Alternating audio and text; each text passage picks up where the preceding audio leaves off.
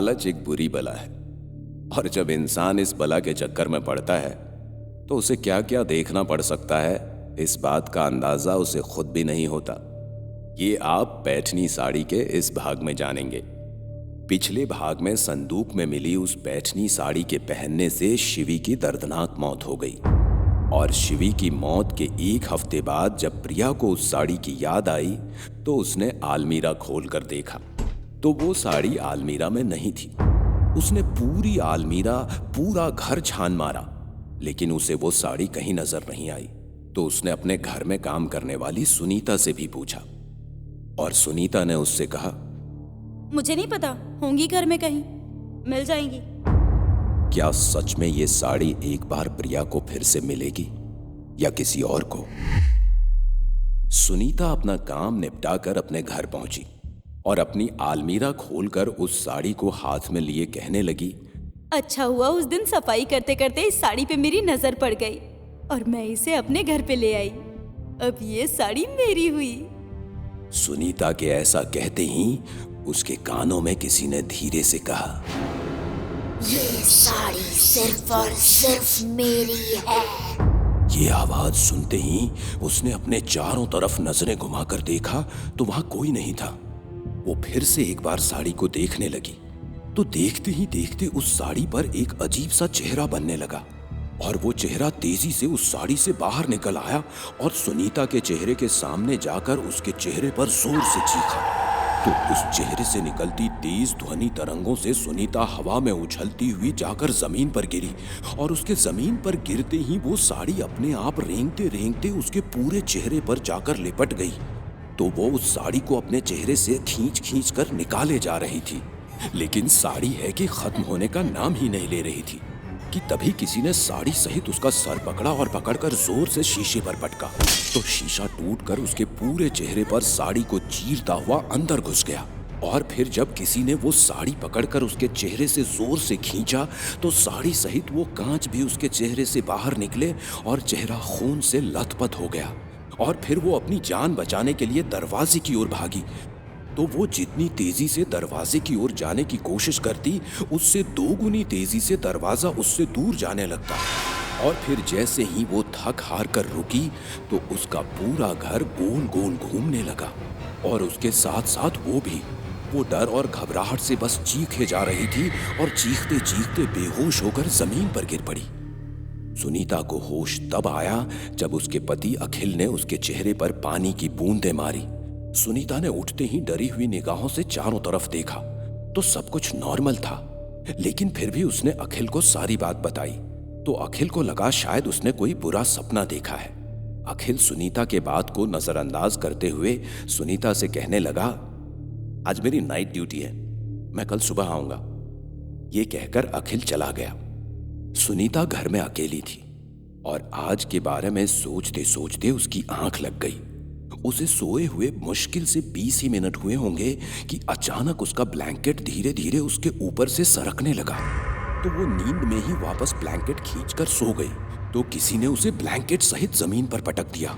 वो दर्द में चीख उठी। इससे पहले वो उठ पाती उसने देखा ब्लैंकेट के अंदर कोई धीरे धीरे घुस रहा है। तो उसने एक झटके में ब्लैंकेट अपने ऊपर से जमीन पर फेंका तो वहां कोई नहीं था। ये देख उसके जान में जान आई और वो उठकर बेड पर बैठी कि तभी किसी ने उसका पैर पकड़कर उसे एकदम से जमीन पर पटकते हुए बेड के नीचे खींच लिया। बेड के नीचे काफी अंधेरा था, लेकिन उस अंधेरे में भी उसे किसी की सांसें साफ साफ सुनाई दे रही थी, जिसे सुनकर वो एक झटके में बेड के नीचे से बाहर निकलने को हुई तो कोई उसका पैर पकड़कर उसे अंदर खींचने लगा। वो छटपटाते हुए अपने पैर को छुड़ाकर बाहर आई। सब कुछ एकदम शांत था। उसने जमीन पर पड़ा ब्लैंकेट उठाया तो जोर से चीख पड़ी क्योंकि उस ब्लैंकेट के नीचे एक कटा सर पड़ा था। और फिर वो सर एकदम से जमीन के ऊपर की ओर उठा और उड़ता हुआ जाकर सुनीता के गर्दन पर अपने दांत गड़ाकर उसे काटने लगा और काट काट कर उसका मांस जमीन पर फेंकने लगा। वो दर्द में तड़पती हुई चीखती चिल्लाती उस कटे सर से अपना गला छुड़ाने लगी और जब उसने पूरी ताकत से उस सर को अपने से दूर फेंका तो उस सर ने अपने दांतों से उसके गले की हड्डी पकड़कर बाहर खींच ली। उस सर के साथ साथ उसकी गले की हड्डी भी दूर जा गिरी और उसी के साथ सब शांत हो गया। सब शांत देखकर उसके जान में जान आई। सुनीता को कहीं ना कहीं इस बात का अंदाजा हो चुका था कि उसके साथ जो भी हो रहा है वो उस पैठनी साड़ी की वजह से हो रहा है। ये सोचते सोचते वो वॉशरूम में गई और जाकर चेहरे पर पानी मारा और रूम में आकर चेहरा पोंछते हुए शीशा देखने लगी। तो शीशा देखते देखते उसको उसके कान के अंदर से कुछ धागे जैसा बाहर आते दिखा। तो उसने उस चीज को बाहर खींचा। उसने देखा कि ये कोई धागा नहीं, मकड़ी का पैर है। और फिर देखते ही देखते कई सारी मकड़ियां उसके कान से बाहर आने लगी और आकर उसके सारे शरीर पर रेंगते हुए उसे अपने जालों में जकड़ने लगी। वो हाथ पैर मारते हुए अपने आप को छुड़ाने की कोशिश करने लगी, पर वो अपने आप को छुड़ा नहीं पाई और जमीन पर गिर पड़ी।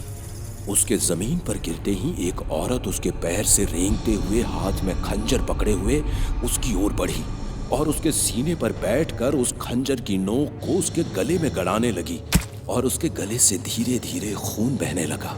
सुनीता को इतना दर्द हो रहा था कि उसकी आंखों से आंसू बहने लगे और फिर अचानक उसके बहते आंसू से उसका चेहरा जलने लगा। उसकी चेहरे की त्वचा जलकर एक जगह सिकुड़ के जमा होने लगी क्योंकि उसके आंसू तेजाब बन चुके थे। इतने दर्द में ना तो वो चीख पा रही थी और ना रो पा रही थी, बस किसी मछली की तरह तड़पे जा रही थी। और तभी उस औरत ने खंजर उठाया और सीधा सुनीता की आंख के अंदर तक घुसाकर उसकी आंख को कुरेद कर बाहर निकाल लिया और इसी तरह दूसरी आंख भी। और फिर उस औरत ने वही खंजर उठाकर सीधा सुनीता के सीने में घुसाकर आर पार कर दिया और फिर उसी खंजर को उसके सीने में ही बेरहमी से अंदर ही अंदर घुमाते हुए कहने लगी, तेरी हिम्मत कैसे हुई मेरी साड़ी को हाथ लगाने की? ये मेरी है। ये कहकर उसने फिर खंजर निकाला और उसके सीने में बार बार मारने लगी और तब तक मारती रही जब तक उसकी मौत नहीं हो गई। अपने आप को शीशे में मरा हुआ देखकर वो जोर से चीखी और चीखते हुए कहने लगी, देखो तुम जो भी हो, मुझे ये साड़ी नहीं चाहिए। मैं कल ही ले जाकर ये साड़ी उस घर में वापस रख दूंगी, लेकिन प्लीज मुझे मत मारो। सुनीता के ये कहते ही वहां सब कुछ शांत हो गया। दूसरे दिन सुनीता ने प्रिया को बताया कि उसे ये पैठनी साड़ी अभी बेड के नीचे मिली साफ सफाई करते हुए। साड़ी देखकर प्रिया बहुत खुश हुई और सुनीता उस मुसीबत से बच गई। लेकिन देखना यह है कि क्या प्रिया इस मुसीबत से बच पाएगी या शिवी की तरह इस साड़ी को पहनकर अपनी मौत को बुलावा देगी। जानने के लिए सुनिए पैठनी साड़ी का तीसरा भाग।